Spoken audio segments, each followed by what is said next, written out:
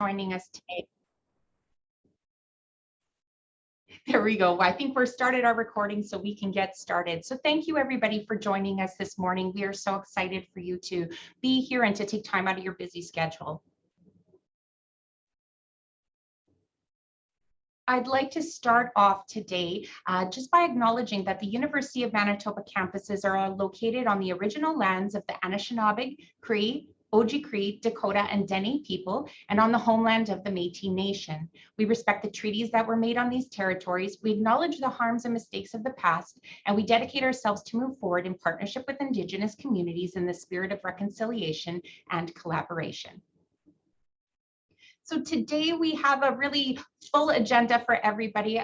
We're so excited to share some really great updates, some information, some enhancements to make your job easier to support your students. We know last year was obviously a really challenging year. It was for us as well. And certainly we hope that this year is off to a much better start and looking forward to sort of more normal days ahead, hopefully coming into 2022. Today we're going to be going over some campus updates, or some team changes, as well as financial aid and awards. Of course, those important admissions updates, our events and activities, and then we'll have a Q&A at the end of it to answer all of your questions as well. One of the things I just wanted to thank you all is for your support this year. As I mentioned, it was a challenging year, but our opening day numbers were historic once again. This is now my 10th Counsellors Seminar, and each year I get blown away by the amount of students who are coming to us and enjoying the university experience. And despite COVID, we certainly had a great number of students join us this year. Our overall population is up at 30,000, just shy of 31,000 students. Undergraduates hovering around that 27,000 almost. And of course, we're really proud to say that our Indigenous student population is up 3.4% and international population up 6.6%. So it's been a really, really exciting September start, and we're really thrilled about that. Next slide, please. So of course, with COVID not being over quite yet, there are still things and restrictions in place.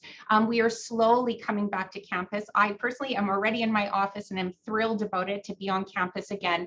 And our students are slowly coming back as well. So this fall, just so you're aware, classes are being delivered in person, but only up to 20 students.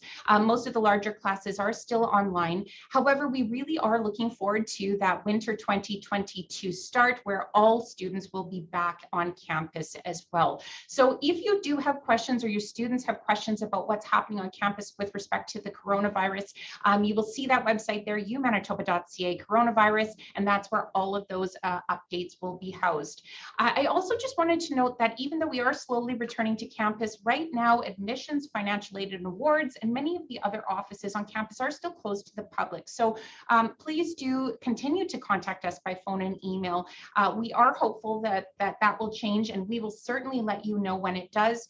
Again, same thing with the online, or I should say the campus tours and events for this fall. We are planning still online, but as soon as we do transition back to in-person, you guys will be the first to know. So just a quick update on that. Next slide, please. So as always, we have resources for your students, for yourselves, and for the community to be able to get to know to understand what we have to offer, and to provide some really great overviews of things to expect on campus. You should have received the packages from the University of Manitoba already that would include view books and wall charts. So we do have those available. However, they are in limited quantities. So if you do run out, please do let us know. But certainly, we don't have a huge amount as we're obviously not coming in person this year as well. So we do also have some really great online resources. And one of the things I'm most excited to share with you is our online view book, which has been greatly enhanced over the summer months, where we've been able to make a more interactive process for your students and a personalized experience. So I would really encourage you and your students to go to umconnect.ca to explore our online view book. Your students will be asked to take a quiz, input what they're interested in, some of the supports and services that are available that might be of interest to them, and actually they will have their own personalized experience on the web. It's a very quick way to find scholarship and financial information information, admission requirements. We've got student testimonials, videos as well. So please do check out umconnect.ca and encourage your students to do so as well. Next slide. This is probably maybe for those seasoned counselors out there, and for those even new, this is going to be a real game changer, and it certainly has internally for us. We are so excited to let you know that we have created a resource for you and your students. This is now a much more user-friendly, approved 40S course list. So all of the courses that are available to your students that qualify as academic courses, as well as those that qualify for scholarship, all in one place. The good news is we've also, instead of having everything organized by the course numbers, it's now organized by the type of course it is. So you know that you can look under math and find all of the math courses, English, etc. So please do check this out. I think Lindsay put in the chat box, you can see the quick link, and we will of course send this to you as well. But just wanted to alert you to this wonderful change that will be super helpful. So you'll see that there's some in blue, those are the ones that will be eligible for scholarships, and all of the rest are considered academic approved lists. So this is a great enhancement for this year. Next slide, please. We also, of course, have our counselors website, which you've probably been to before, but we did a lot of work this year really trying to enhance it, reorganize it, and make it as user-friendly as possible. So if you go to umanitoba.ca/counselor, you're going to find a one-stop shop for all the questions your students are going to have, whether it's first-year planning, signing up to our newsletter, scholarships and awards, these types of events that have been a video recorded for you. You're able to go there and find everything you need. So the one enhancement that we're going to be doing as well is on the top of the page, you're going to notice when you go onto this website that there is this section that says things you need to know for the month. So this is a really great resource to come back to on a monthly basis that will tell you what you need to know and what you need to pay attention to, or your students, for that particular month through the admission process. So again, we're really trying to support you and make things as easy as possible. Certainly, if you don't like going online and doing those kinds of things, you can always sign up for our newsletter if you haven't done so already. And of course, we'll send that information in the link as well. But just a great opportunity for you to get everything all in one place. So you may want to bookmark umanitoba.ca/counselors. We also have some additional presentations in that counselor's classroom. So you'll notice that we will have some recordings, as I mentioned, but really important to note is we have a scholarship and awards, which will go over some more details. We've got some program spotlights, and of course, some conversations with students that will give some testimonials and understanding about what life is like here at UM. So please do check that out on the website as well. And finally, I just wanted to quickly do a staff introduction and talk a little bit about some of the changes that have happened here on campus. We did have some restructuring here in our offices where enrollment services has now amalgamated with the Office of the Registrar. So you will have noticed when Kyle introduced me to you that my title has changed a little bit as Associate Registrar and Director of Student Recruitment. So under this new office, ORES, we have the Office of Student Recruitment, Admissions, Financial Aid and Awards, and the Registrar's Office. So we're all working collaboratively and close together to make sure that that student experience right from the time that they're getting introduced to the U of M right through to graduation is as seamless as possible. Next slide, please. And of course, my team, my amazing team, who all of them are here today. You won't necessarily see them today, but you're definitely going to see them throughout the year and hopefully in person very, very soon. We, of course, look after international and domestic recruitment. You'll see a lot of familiar names here: Carrie, Sujitra, Lindsay, Jelaine, Verna. Kyle and Kristen have been with us a long time, and we're really, really excited to share that we have 2 new staff members. Our team has expanded a little bit with Sarah and Nick joining us as well. So we do have a really great group of individuals and professionals who are here to support your students. Please feel free to reach out to any and all of us, whoever you either know or feel comfortable with, or certainly have worked with before. Or if you're not sure who to contact, all of us are available. Please do so whenever you get a chance or whenever you need us. Next slide, please. And of course, we have our amazing colleagues in the Indigenous student recruitment team. There has been a little change on this, and I will forward it over to our next presenter in just a moment. But before I do that, I also wanted to just highlight that on the 14th of September, we did have an Supporting Indigenous Students session. If you did miss it or do want to go back and watch it again, it is available as one of those recorded sessions on umanitoba.ca/counselors. So please do see that as well. So that is for my updates for today. I want to introduce, probably for some of you, a very familiar name and face. For some of you might be new, but I want to introduce Christine Sear, who is the Associate Vice President Indigenous, to introduce the Indigenous recruitment team and some of the changes that have happened in her area.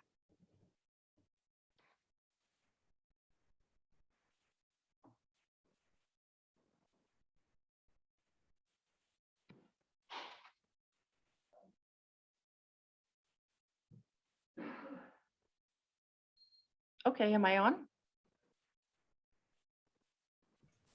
You sure are. Okay. Thanks for that introduction, Lisa, and thank you for inviting me to participate today. Tanshikia, everyone. Hello, it's nice to kind of see you out there in Zoom land. So I'm Christine Sear. I am the Associate Vice President Indigenous. I'm responsible for students, community, and cultural integration.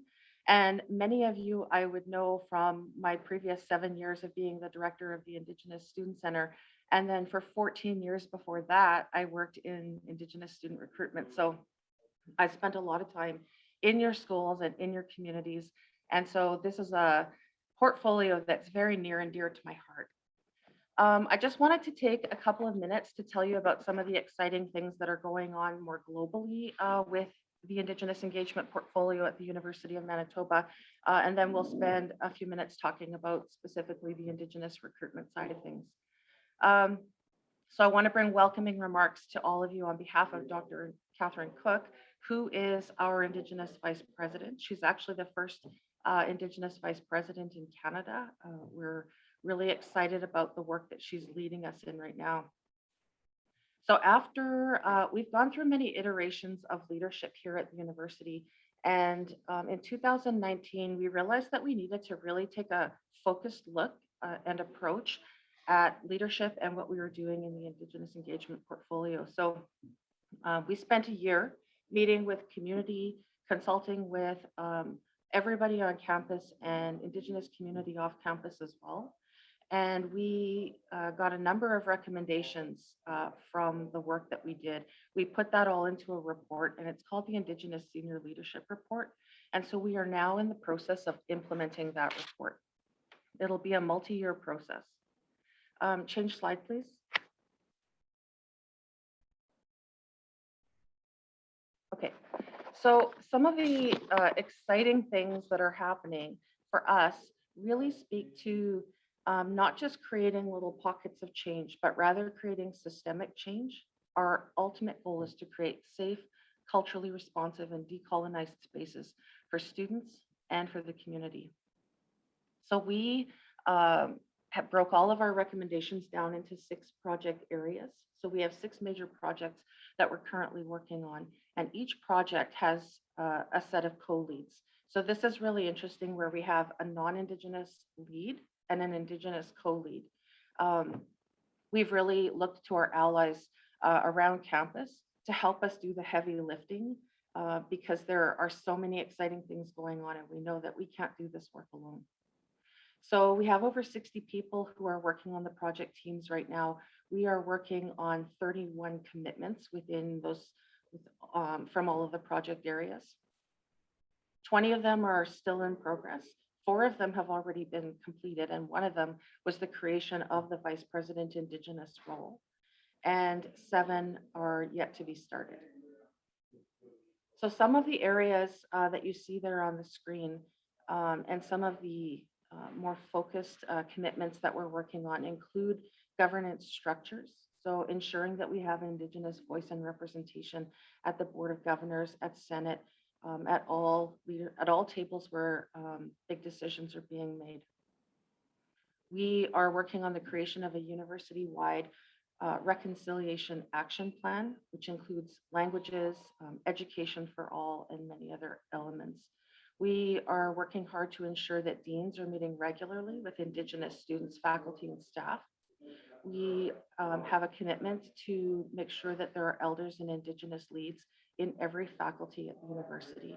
And one of the biggest things that came out of the whole process that we are putting a very huge emphasis on is the creation of an anti-Indigenous racism strategy. It's actually part of a larger University of Manitoba anti-racism strategy. And this part will focus on systemic elements of anti-Indigenous racism. So there are a number of other things that we're working on, including changing collective agreements, recruitment and retention, community engagement, and others. Next slide, please. I set an alarm for myself and it's telling me that I need to keep going faster. So this is the structure. So Lisa talked a little bit about structures that have changed. We've had a number of changes within our structure as well. So Dr. Catherine Cook is the inaugural Vice President Indigenous, and you'll see a lot of people here in this slide. Not all of these positions are new. Many of them were existing, some of them are new. So we have had a lot of growth and change in the last 2 years. It was really important to us that we develop a strong structure because we're doing really big work. And as I mentioned, it's important to us that we're sitting at all of the tables given the scope of our work. So the Indigenous student recruitment team has shifted from enrollment services into the Office of the Vice President Indigenous, and they are actually situated within my portfolio. And physically, they will be located here in Nigasi-Agamik, where I am presenting from today, and it's very exciting for me to be on campus. We're really excited about that. From your side, you won't necessarily see a big change because the Indigenous student recruitment team will still be working very closely with Lisa and her team. But we see this as an opportunity to strengthen the continuum for Indigenous students. The handoff, we hope, will be a little more smooth. And we're looking forward to opportunities to spending more time in your communities, in your schools, meeting with potential Indigenous students and supporting the community. We're also looking to increase our offerings in the post-secondary clubs. We currently have been offering 6, and we definitely would like to grow that.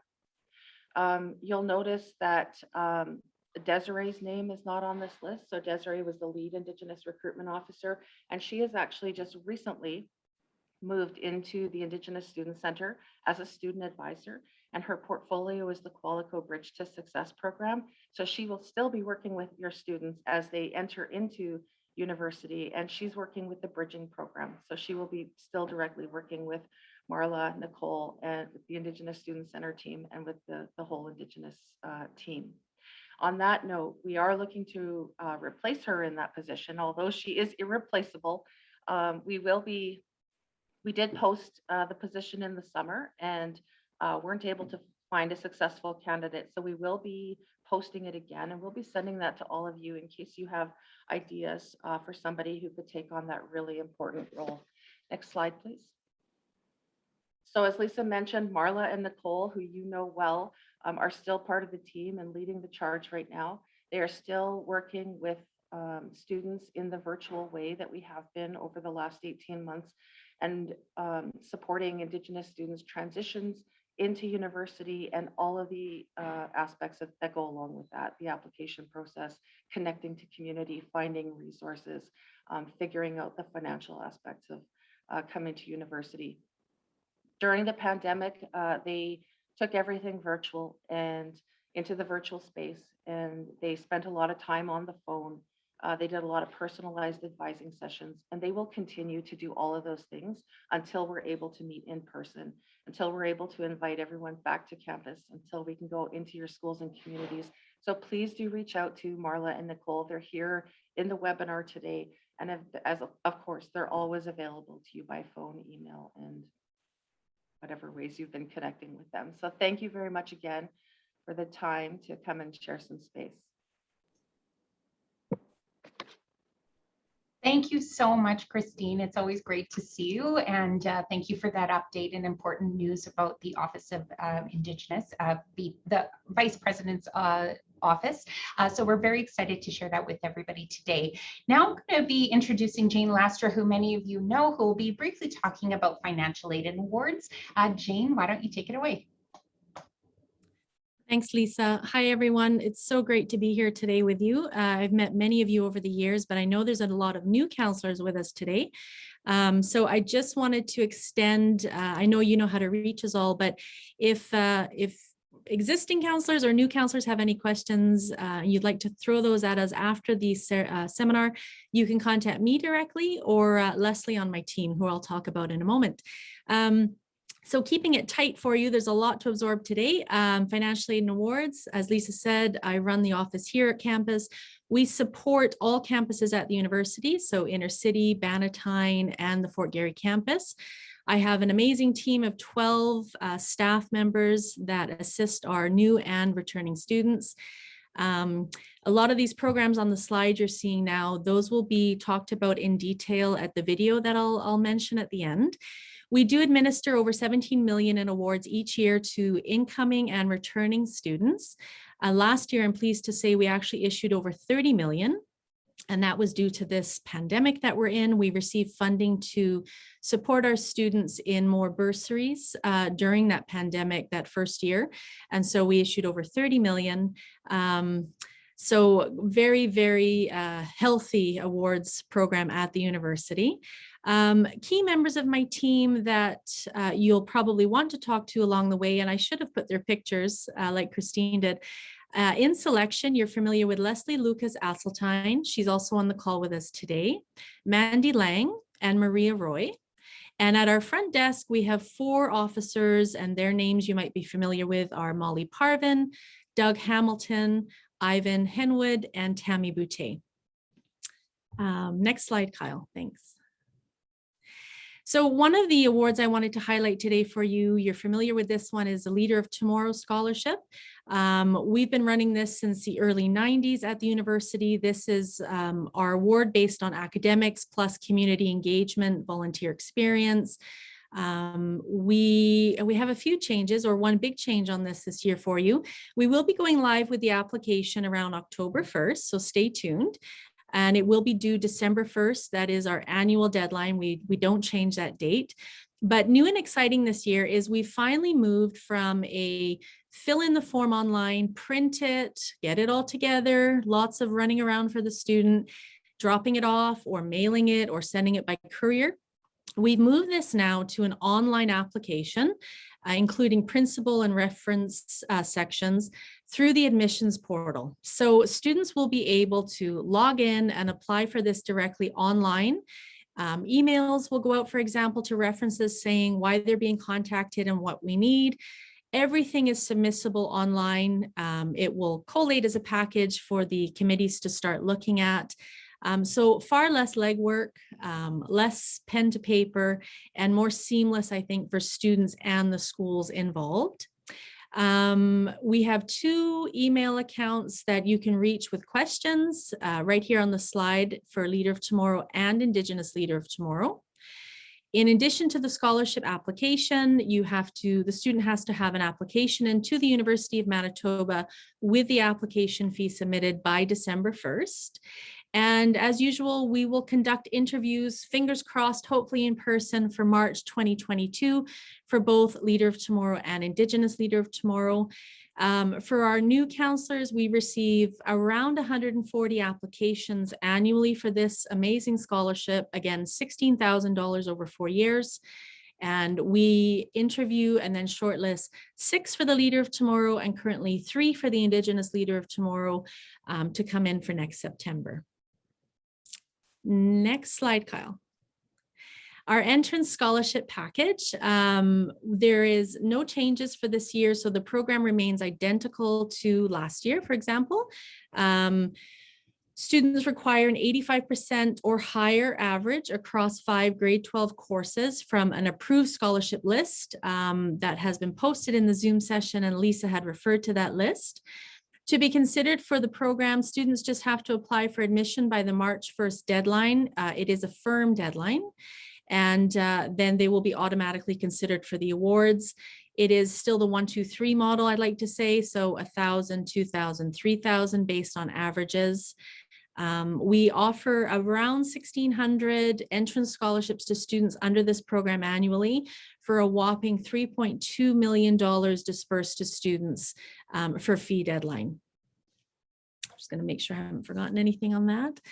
An additional 2 award opportunities to touch on.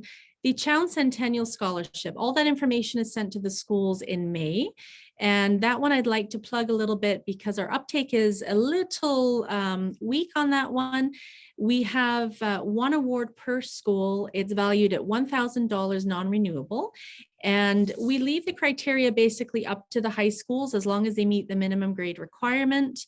It can be based on community experience, engagement in the schools, your best all-round student. So just wanted to plug that one. If you need more information on that one, do let us know directly and we can help you with that. And the last one I wanted to mention, because this is brand new to the university, the Asper Family Foundation contributed a $5 million endowment to the university this year. And so we have created the entrance bursaries for the Asper family. Those applications will be available to your students through the Aurora student portal around July 1st with a due date of August 31st. These are $1,000 awards payable to fees in the fall, not the winter, like our usual bursary program. And renewable. So couldn't get for a more better award for our students to help retain them here at the university. They do not have to be on government aid to receive this award. And just a few stats on that before I let you go. 2,621 students actually viewed the application this year. 545 of your students applied for the award, and we issued, based on what endowment was available to us in the first year, 30 awards at $1,000 each to our students for this fall. So a great opportunity for students. We'll be in touch with you about that every summer for advertising, etc., and encourage your students to apply for that. And I think that's it for me for now. Oh, no, last slide. So contact us. There's our phone number. We are working virtually. We aren't seeing students currently, as Lisa has mentioned. More staff returning by the week. We have our website there and direct email for you to send your questions to, and a video there between Lindsay and myself that you will receive more in-depth information about the entrance scholarship program, bursaries, food bank, searchable database, all that in that video. Check it out.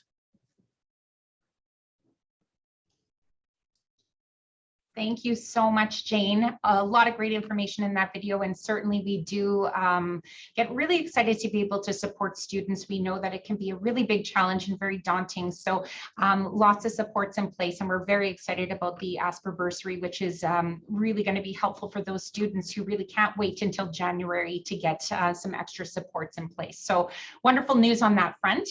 We are going to shift gears now to our admissions update, and for those who are new as counselors, if you didn't get a chance, there is the new counselor update that is again available on the website, but Erin is going to go into a little bit more detail today.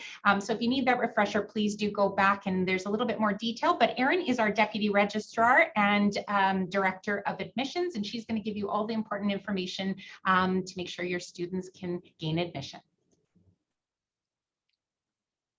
Thanks, Lisa. Good morning, everyone. It is great that so many of you could join us today. I'm super excited to be here to do a quick admissions update for you. Thanks to the recruitment team, they've already provided you with a lot of great information and resources to assist you with the work that you do with your students. And I'm now going to continue on and provide you with just a few quick updates from the admissions office. Next slide. I will start today with just a quick overview of the statistics from our 2021 admissions cycle. We had a very busy year in the admissions office, with all programs seeing an increase in the number of applications. Overall, our undergraduate applications increased by 11%, our direct entry applications increased by 48%, and our advanced entry applications increased by 15%. Next slide. For the direct entry admissions, some of the programs that we saw the most growth in the application numbers include our Agriculture and Food Sciences, Faculty of Arts, Dental Hygiene, Kinesiology and Recreation Management, and the Faculty of Science, and finally University 1. Next slide. For the advanced entry admissions, the programs that saw the most application growth include Architecture, Dental Hygiene, Health Sciences, Nursing. For both our fall and our winter intakes saw large increases with over 50% increase in both of those intakes. Medicine and our Fort Garry social work program. Next slide. So we're now moving forward and we've already started our 2022 admission cycle. Direct entry applications will be available at the beginning of October for your students to start applying. And I'm now going to provide you with just a quick brief overview of some of the admission requirements. For fall 2022, all applicants must meet our general admission and our program-specific admission requirements. As many of you know, the University of Manitoba did introduce a new admissions template for direct entry admissions a few years ago. In fall 2021, 5 programs transitioned to using this new 4-course program model for their requirements. And now for fall 2022, all programs, with the exception of Fine Art and the Diploma of Agriculture, have now transitioned and will require 4 40S courses for their program requirements. These requirements will include an English 40S, a Mathematics 40S, and then 2 other 40S courses, which will vary depending on the program. The admission requirements for all the programs are outlined in the fall 2022 view book, in addition to being on the website on the Admissions Undergraduate Apply page for your reference. Next slide.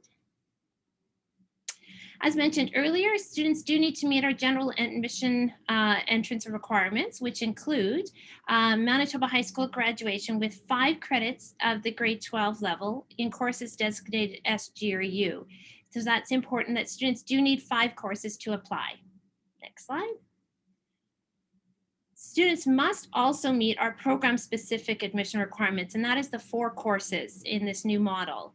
So looking at a few examples, I'm just going to quickly go over a few things that I will highlight for you to watch for when you're reviewing those program requirements.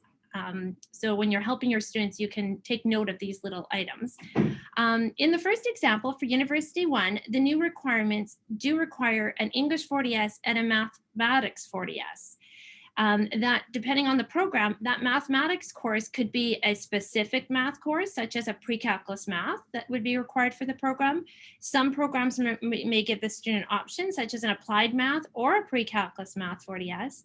And in the case of University 1, it's actually any mathematics 40S, which means that it could be an essentials math, an applied math, or a pre-calculus math 40S.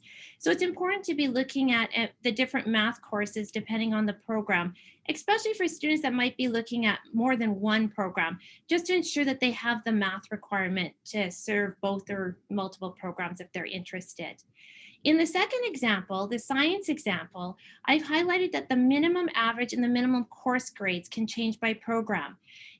In the old model, everybody had 85% in the average. Now that will change. So some programs may have an 80 average, some may have a 70 average. The minimum course grade could be 60 for some programs, 70 for others. So it's important to also be watching those 2 numbers when working with the students. And lastly, in the Faculty of Arts, or the third example, I've highlighted using the arrow that for some programs, they'll require 1 and in some cases 2 what we've deemed academic 40S courses for a requirement.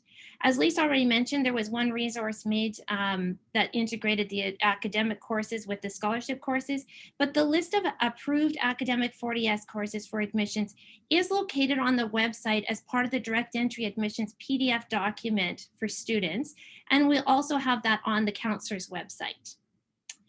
Next slide.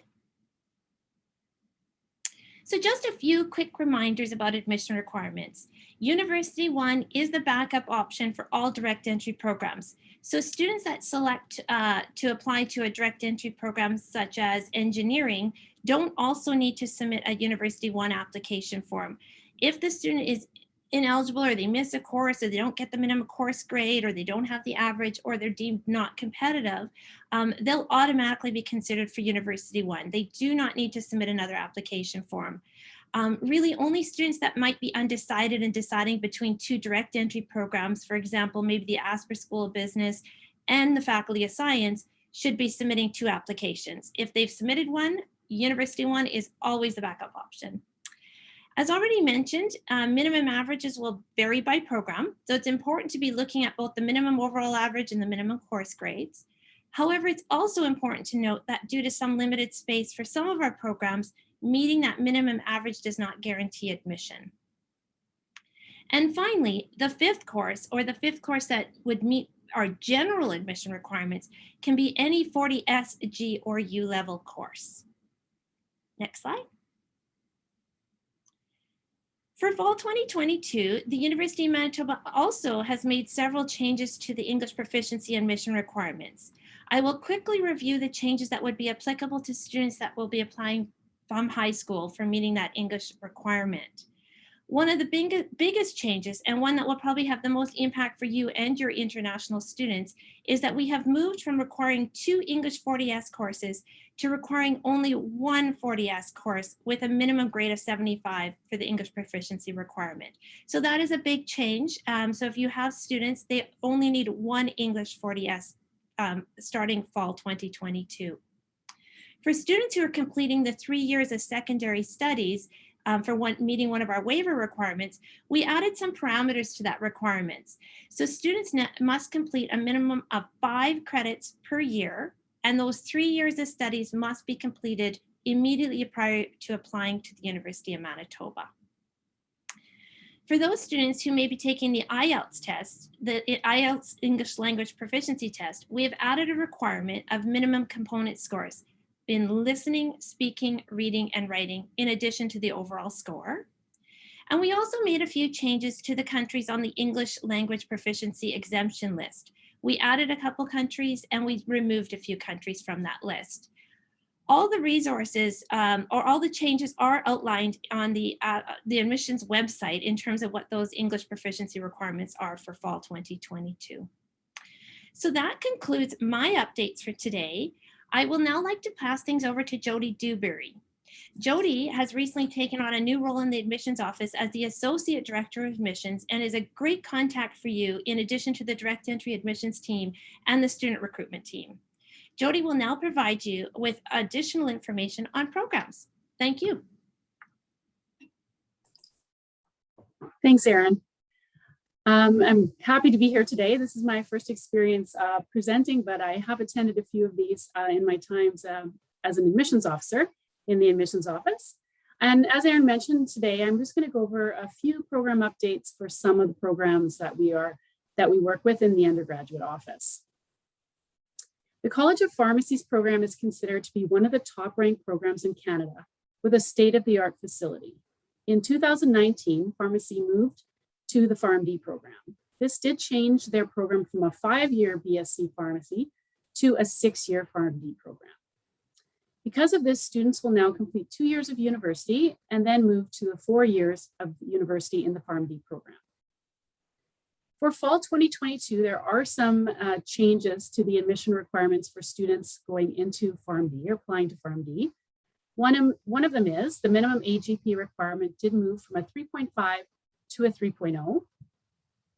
And students now will only need 48 credit hours of coursework to apply instead of the previous 60 credit hours of coursework.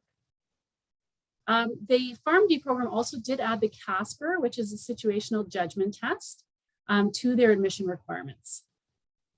Even though there are quite a few changes to their program requirements for admission, the high school courses that you need to register in the required university courses have not changed. And I've just highlighted them here for you. So a minimum 50% is required in biology 40S and chemistry 40S, and a minimum 60% is required in math 40S pre-calculus. Next slide, please.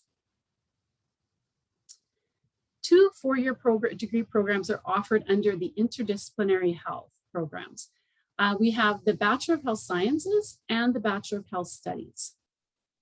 The Bachelor of Health Sciences focuses on sciences, humanities, social sciences to give students an integrated perspective on human health and disease. Students looking at a future career in health-related disciplines may be interested in this program, but it is important to remember that this is not the only degree that is recommended for students who want to apply to medicine. Due to the very limited number of seats for direct entry, it is a highly competitive program to be entering from high school. So it is important for your students to know that if they are interested in going into this program, they can take University 1 and then apply as an advanced entry applicant for year 2. Next slide, please. The Bachelor of Health Studies program focuses on social sciences, the aspect of health and disease, and integrated social science and fundamental science concepts.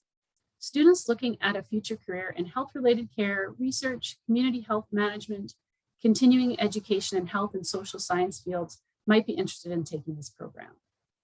The Bachelor of Family Social Science degree is no longer offered. However, students that might still be interested in family social science field should apply to Bachelor of Health Studies to study the family health concentration.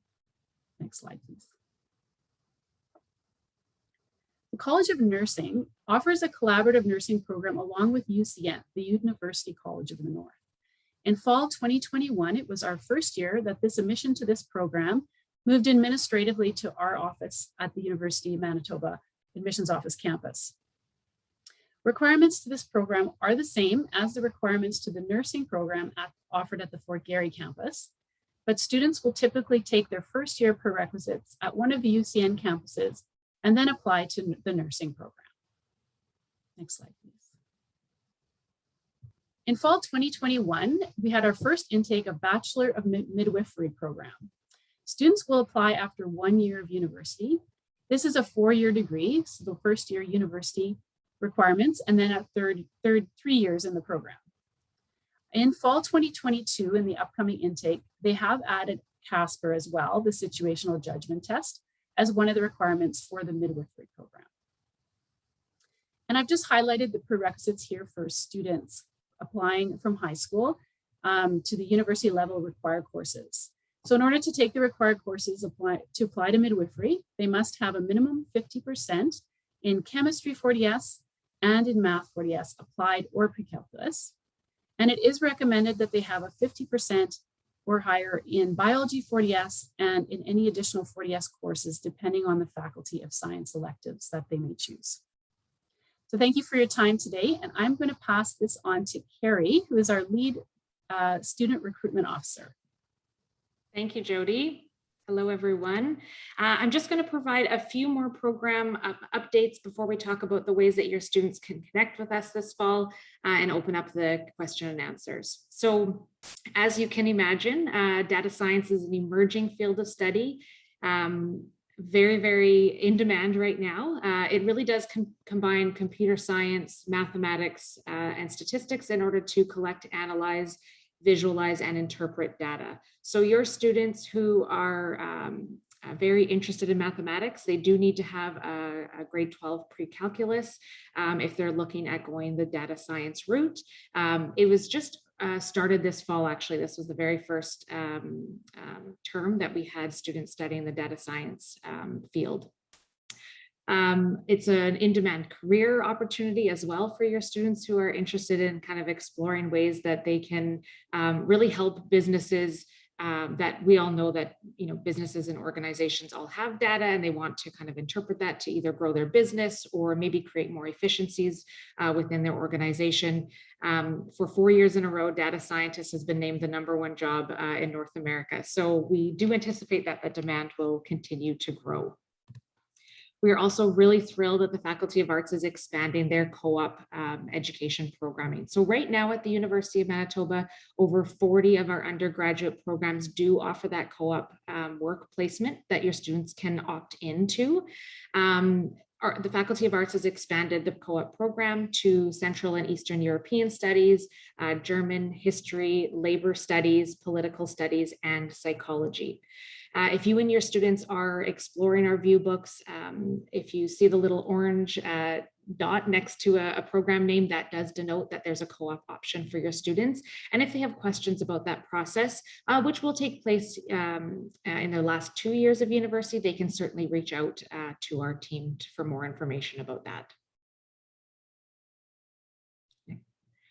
We'd also like to talk about University One. It's our most popular first-year program. It also tends to elicit the most questions. And so we just want to reiterate that University One is our optional first-year program. Students can apply to University One. Many students are choosing University One because it allows them some flexibility to explore their first year before they finalize their details of their subject area.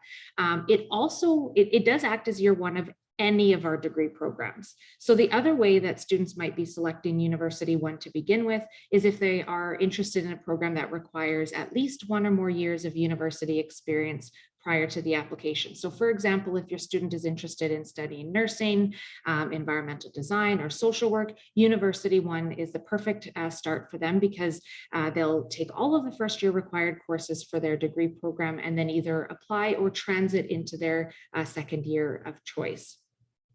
As Erin mentioned earlier, we don't want your students to submit 2 different applications. So as she mentioned, if your student is applying to another program that offers that direct entry route, and if they don't end up meeting the admission requirements or the competitive requirements for those programs that have a select number of seats, we will automatically assess their eligibility for University One. So there's lots of different ways that students are starting in University One, many of who choose that as their first entry option for the flexibility that it offers. So we'll just quickly review our application timeline. In a couple of weeks, our applications for next fall will open up, and the deadline to apply is March 1st. So we want to encourage all of your students to get those applications submitted by that March 1st deadline, with the exception of music. Of course, we need your music students to apply a little bit earlier to account for the time that's needed for audition and other requirements. Some students may receive a conditional offer of admission if they're applying basically from now until March. Those conditional offers of admission are based solely on the information that we have at the point of application. So please, if your students are asking questions about those conditional offers of admission, they are available for some programs and to select students.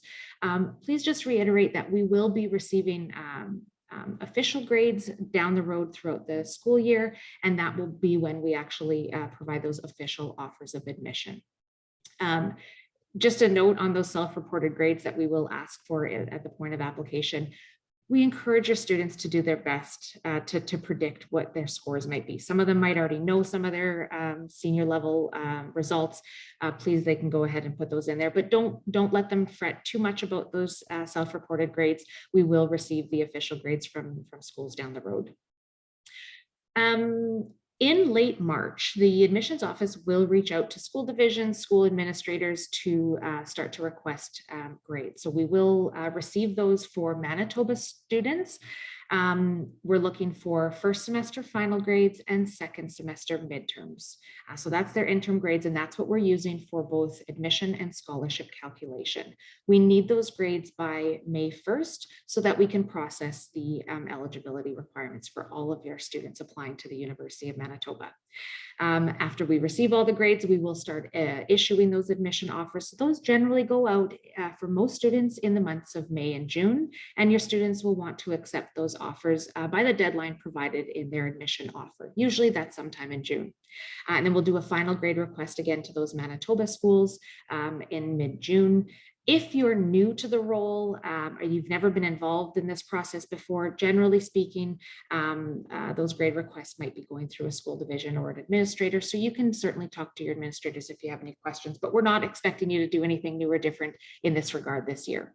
If you are representing students from out of province, please do support them in the process of getting those transcripts to our school. Okay, so now we'll just very briefly, because I know we do have some questions coming in and we want to allow some time at the end, talk about ways that your students can connect with us this fall in the absence of us visiting your schools. So We have once again our online information sessions. These will be launching next week, and they'll run all the way until the end of November. This is the perfect opportunity for your students to explore academic programs, learn more about the University of Manitoba supports and services and opportunities for students to be engaged, learning about the application process and when they need to do certain things to stay active and engaged in the application process. They'll hear from current students. So we have a few feature sessions that are offered sporadically throughout the fall as well. We have some international and Indigenous student sessions available. We will have a financial planning for university session, as well as a parent and supporter session. So we really rely heavily on you to help promote these sessions, because many of our students, normally we will be coming into your schools perhaps to connect with them. Now we actually need you to promote these opportunities for them to learn more. We also rely on you to promote these opportunities to those parents that maybe are hounding you with a lot of questions. We encourage them to attend the parent and supporter session. Last year, we did a lot of these sessions during the day. This year, we're still offering a few sessions during the day, but most of our information sessions are evenings and weekends to accommodate the fact that when most of your students are back to in-person full-time classes. We also have an opportunity for your students to take a virtual campus tour. These are offered weekly beginning next week, Wednesday evenings. We do need your students to sign up and register for these particular virtual campus tours. It's great, a 30-minute walkthrough of our beautiful historic Fort Garry campus with a current University of Manitoba student and a Q&A. If you are interested in booking a group tour through Kyle, there's information on the website as well, so you can actually schedule something maybe for a group during the day if that's something you're interested in. We are very excited that sometime in this academic year, we'll be launching a brand new virtual tour on demand for your students to be able to access and get to see campus even more in depth. And we'll be certain to share that information with you as soon as it's available. We also, of course, want to encourage your students and their parents to attend our virtual open house. This is happening at our traditional time that we offer our Evening of Excellence. This is the opportunity for your students to connect one-on-one with faculty members, students, and staff who can answer very specific and detailed information about the programs that they're most interested in, or the support units that they're most interested in. They can connect one-on-one via chat or video and audio as well. We'll have a wide range of live presentations as well as recorded presentations that your students can view on demand, both before the event as well as after the event. Your students will need to register for open house, and that will be opening up in a couple of weeks. Again, we will very heavily rely on you to get the word out about open house. So once the registration information is available, we will share that with you to help promote to your students. We want to make your jobs a little bit easier, and the best way to help your students get the information that they can is by attending these particular events. So I recognize that this is probably a lot of information. Many of you have been in these roles for a long time and you're familiar, and it's a recap. But we mentioned earlier, this is being recorded, so we will make this available on our website. We are going to do our best to get through all of the questions that have been coming through live today. If we don't get to all of the questions, we will certainly do some follow-up as necessary. And we also encourage you to reach out to the recruitment team. The student_recruitment email address is the best way to get your email responded to as quickly as possible. So if you're already using a more generic email, please, I encourage you to connect with our student_recruitment email address, because all of our team members have access to that inbox. And it's, again, the best way to get the most efficient response from our team. So I see Lisa's joining me here. I know that I have some questions specifically also for Aaron and Jane. So I'm going to just jump back in there and take a look. Jane, I actually have the first question is for you. If you're able to unmute yourself, maybe turn your camera back on if you're comfortable doing so. There's a great question. Is the Asper bursary that is available on the website, is it open for all programs, students in all programs and faculties, or is it just limited to Asper School of Business students? That's a great question. Thanks for that one, because it is quite new. It is absolutely open to any faculty, program, school, or college. Yeah. That's wonderful. It's very, very exciting to have those additional funding supports for all students. Okay, just since you're already on and ready to go, we just have a question about counselors are noticing that psychology and law are used for admission calculation, but they're not used for entrance scholarship calculation. Is there any particular reason why that is here at the University of Manitoba? Absolutely. And another good question. Well, they're all good questions. So yeah, you'll see our list is different compared to U of W or St. B. We don't purposely set the list to be consistent with other schools. For the entrance program, I just wanted to say that we do continually review the program, the courses. We hear the feedback. We discuss in our groups that we've created when we review the program every year, what would be best. We don't take psych and law currently.